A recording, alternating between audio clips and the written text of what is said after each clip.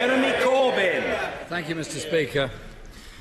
Mr. Speaker, I'd like to thank the Prime Minister in advance for an advance copy of her statement on this deeply alarming attack that raises very serious questions.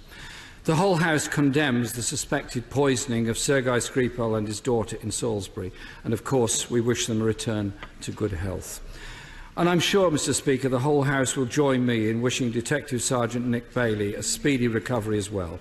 No member of our police force and nobody on the streets of Britain should ever face such an attack, let alone with chemical weapons.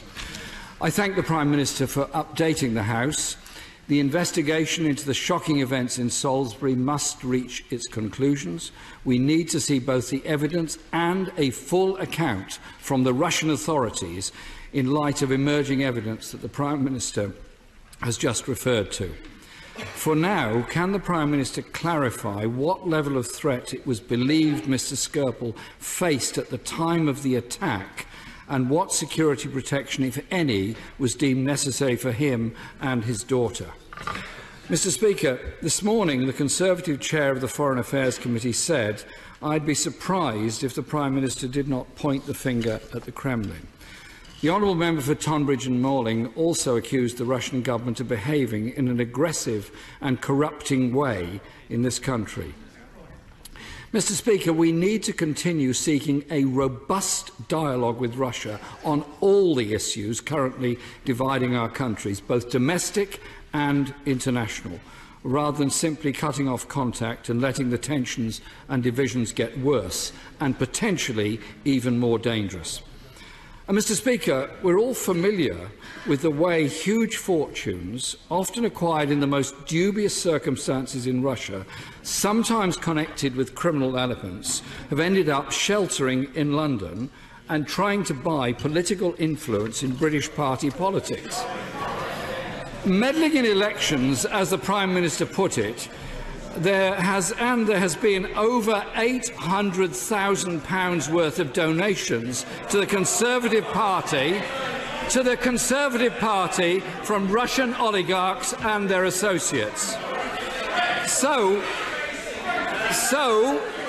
Mr. Speaker, if that is the evidence before the government, even before the investigation into Salisbury is complete, the government could be taking action to introduce new financial sanctions powers. But instead, Mr. Speaker, they are currently resisting Labour's amendments to the Sanctions and Money Laundering Bill, which could introduce the so-called Magnitsky powers. So will the Prime Minister agree today to back those amendments to the Sanctions and Money Laundering Bill? More specifically, Mr. Speaker, when it comes to the... Order. There can be strongly held opinions and inflamed passions, but I do appeal to colleagues whose sincerity and integrity I don't doubt to remember that we hear views and other colleagues will be heard, but the right honourable gentleman must be heard. Jeremy Corbyn. Thank you, Mr. Speaker. More specifically, when it comes to the Salisbury attack, what actions are the local police taking to identify fellow diners at Zizi's restaurant and the Mill pub in Salisbury on the day in question, and ensure they come forward and are checked? What extra resources are being provided to the local police force, which quite understandably have never had to deal with such an incident before? We know that across the country the National Health Service is under incredible pressures at the moment. But what extra resources have been provided to the NHS hospitals in and around Salisbury, and what training has been given to NHS staff and GPs in identifying the symptoms from a nerve agent attack? Mr. Speaker, the events in Salisbury on the 4th of March have appalled the country and need thorough investigation. The local community and public services involved need reassurance and the resources necessary.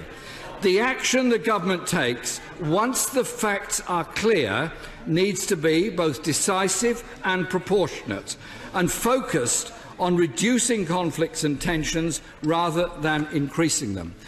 I join the Prime Minister in paying tribute to the magnificent work of our public services, responding to this attack, the NHS staff, the police and security services, the armed forces and the analysts from Porton Down. Let us, Mr. Speaker, do everything we can to ensure this never, ever happens again.